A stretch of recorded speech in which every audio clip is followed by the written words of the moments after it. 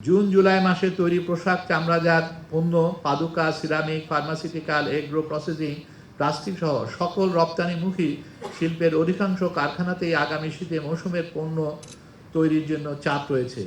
এই পিক সিজনে customs bond commissionerate ও customs হাউসের মতো গুরুত্বপূর্ণ দপ্তরসমূহের অচলাবস্থার কারণে সঠিক সময়ে পণ্য রপ্তানি করতে না পারলে বায়রা ত্রয়োদশ বাতিল ও ভবিষ্যৎ নতুন ত্রয়োদশ প্রদানে অনাগ্রহী হতে পারে। আন্তর্জাতিক রপ্তানি বাজার কখনো বাংলাদেশের জন্য অপেক্ষা করবে না। এই সকল অর্ডারগুলি পার্শ্ববর্তী দেশে চলে যাবে। জুন মাসেই ব্যবসায়িকগণের উপর বাৎসরিক ব্যাংক ঋণের মুনাফা জমা দেওয়ার একটি চাপ থাকে। এই সময়ে এই সকল বিরোধের কারণে পণ্য রপ্তানি করতে না পারলে বায়ার কর্তৃক পেমেন্ট রিয়েলাইজেশন হবে না, ফলে ব্যবসায়ীরা একটি কঠিন পরিস্থিতির সম্মুখীন হতে যাচ্ছে। বর্তমানে দেশের রপ্তানিকারী শিল্প নানাবিধ চ্যালেঞ্জ মোকাবেলা করে ঘুরে দাঁড়ানোর চেষ্টা করছে।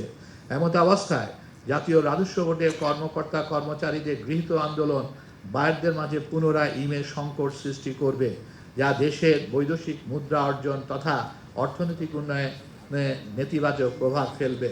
বাংলাদেশের ব্যবসায়ী সম্প্রদায় একটি দক্ষ, হয়রানিমুক্ত জাতীয় রাজস্ব বোর্ড গড়ার লক্ষ্যে এর সার্বিক সংস্কার বা আধুনিকায়নকে সমর্থন করে, যা দেশের আভ্যন্তরীণ ব্যবসা ও আমদানি রপ্তানিতে যথাযথ সহায়তা প্রদানের মাধ্যমে রপ্তানি আয় বৃদ্ধি ও রাজস্ব আহরণে ইতিবাচক ভূমিকা রাখবে বলে আমরা আশা করি।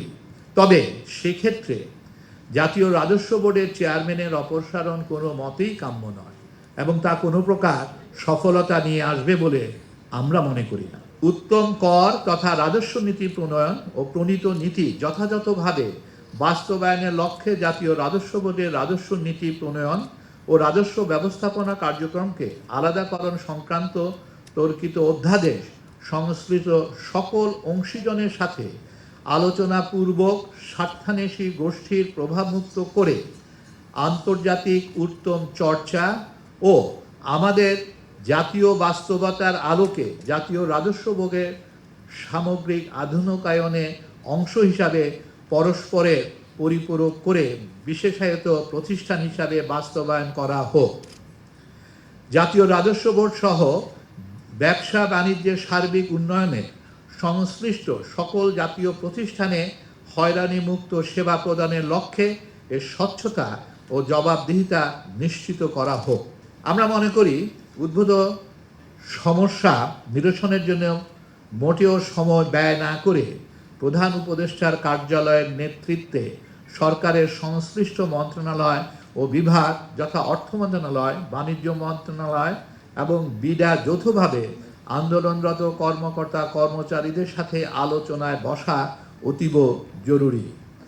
আন্দোলনরত কর্মকর্তা কর্মচারীদের ভবিষ্যৎ ন্যায়সঙ্গত সুরক্ষা ও দেশের অর্থনীতি যাতে করে আর ক্ষতিগ্রস্ত না হয় সে লক্ষ্যেই এখনই জরুরি ভিত্তিতে পদক্ষেপ গ্রহণ করার জন্য ব্যবসায়ী সম্প্রদায়ের পক্ষ থেকে সরকারের প্রতি আহ্বান জানাচ্ছি। সেই সাথে আন্দোলনরত কর্মকর্তা কর্মচারী ভাই বোনদেরকে দেশের অর্থনীতির স্বার্থে কলম বিরতি, কমপ্লিট শাটডাউনের মতো কর্মসূচি প্রত্যাহার পূর্বক কোনো প্রকার পূর্ব শর্ত ছাড়া অনতি বিলম্বে কাজে যোগদান করার আহ্বান জানাচ্ছি। সেই সাথে আন্দোলনরত কর্মকর্তা কর্মচারীদের ভবিষ্যৎ ন্যায়সঙ্গত সুরক্ষা ও দেশের অর্থনীতি যাতে করে আর ক্ষতিগ্রস্ত না হয় সে লক্ষ্যে এখনই জরুরি ভিত্তিতে পদক্ষেপ গ্রহণ করার জন্য ব্যবসায়ী সম্প্রদায়ের পক্ষ থেকে সরকারের প্রতি আহ্বান জানাচ্ছি। সাথে সাথে আন্দোলনরত কর্মকর্তা কর্মচারী ভাই বোনদেরকে দেশের অর্থনীতির স্বার্থে কলম বিরতি, কমপ্লিট শাটডাউনের মতো কর্মসূচি প্রত্যাহার পূর্বক কোনো প্রকার পূর্ব শর্ত ছাড়া অনতি বিলম্বে কাজে যোগদান করার আহ্বান জানাচ্ছি। আমরা বিশ্বাস করি একটি ইনক্লুসিভ আলোচনার মাধ্যমে এই সংকট নিরসন করা সম্ভব।